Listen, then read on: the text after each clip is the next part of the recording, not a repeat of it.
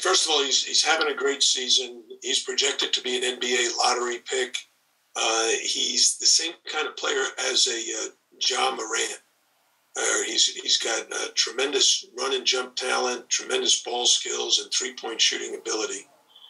So you can't stop a guy like that. You just hopefully be able to curtail a little bit of his opportunities.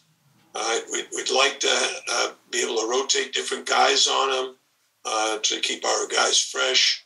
So he's going against a defender who's going to give him a tremendous effort, real concentration.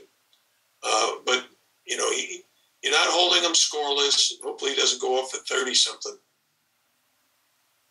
Can I ask a follow-up? Is this a game where Bensley Joseph, do you see him playing a big role since he likes to defend the other team's best players? Well, I think Bensley has carved out a niche for himself as a terrific defender in the ACC.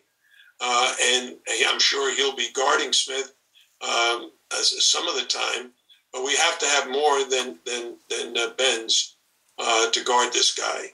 I think Wogapopla might guard him, Isaiah Wong, and certainly Nigel Pack. We'll go to Azubi Charles from Kane Sport. Azubi? Hey, Coach. Just want to ask you, through 10 games, what do you think the identity of this team has been, and what have you been most impressed about? I think our identity offensively is we're very well balanced. That we have a lot of guys who can share the ball. We have Norshad and Jordan who can score in around the basket. We have Isaiah Wong and Nigel Pack and Wogapopla who can score on the perimeter, but also Jordan Miller can hit a three. Bensley Joseph can hit a three. So I think our balance offensively is pretty darn good. On the other hand, defensively, we need guys to pick it up and play a little bit better on-ball defense, a little better team defense, and certainly better team rebounding. We have won some rebounding battles, but the teams we're getting ready to play in the ACC are bigger, stronger, and more athletic. So we're going to have a lot of challenges in these next few weeks. Go to Wyatt Kopelman. Hey, Coach. It seems like A.J. Casey competed well in that matchup at Louisville on Sunday.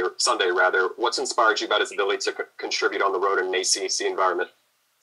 Yeah, well, I think A.J. is really putting a lot of time and effort into improving his defense and rebounding. And that's what we need. And as long as he does that, he's going to be a key contributor in our defensive rotation. At the offensive end, on the other hand, he just needs to keep working hard, and I'm sure at some point he'll be able to contribute a little bit more at that end too. Go back to Azubi. Hey, Coach, I know you talked about NC State's guard, but as a team, what have you seen from NC State on film?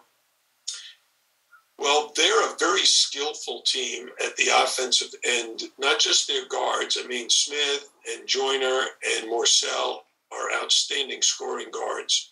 But also Clark and now Burns is in the starting lineup. They can really score the ball as well. Burns averaged 15 points a game before he transferred to NC State. I've seen games against Pittsburgh where he really played well. But I think NC State at the defensive end of the floor is very much a Kevin Keats team where they pressure, try to force turnovers, and create an up-tempo.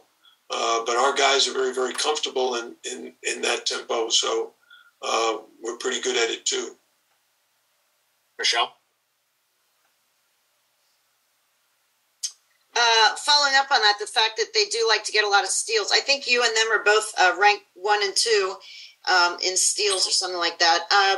But knowing that and knowing that you have to have a lot of discipline playing against a team like that, how do you think the point guard play has been, specifically the point guard position? You're coming off a season where you had Charlie Moore, who was this very veteran point guard who would take care of the ball and stuff.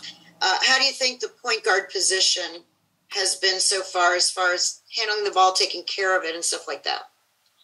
Well, I think we've had our moments where the three guys who have basically played the point throughout this season, Nigel Pack starts. Bensley Joseph will play it as well, and Isaiah Wong from time to time. So I think they've done well. It's not them that are turning the ball over that much. I think Nigel had a few more turnovers than he normally has against Cornell, but they pressed us the whole game. We need everybody to cut down on their turnovers. We had 16 turnovers the last 2 games. We need to reduce that to 10. And if we have 10 or 11 or 12 turnovers against NC State, I'd be pretty satisfied with that. If it's 16, 18, or 20, that would be a very bad sign for us. Thank you. Zuby?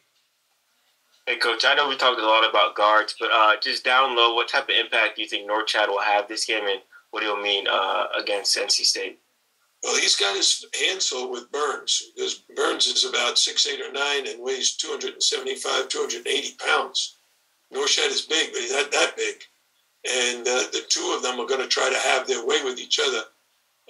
Norchad needs to use his speed quickness. I'm sure Burns will try to use his bulk. But they both have skill. And oftentimes, whether you're an athlete or you're a power player, what it comes down to is shot making. Can you make the shot that you get? And in Norchad's case, it might be a driving layup.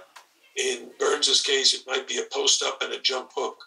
So we're going to need to try to keep the ball out of his hands as much as possible. Any more questions for Coach L? All right, Coach, thanks very much. We'll have players in shortly. Thank you.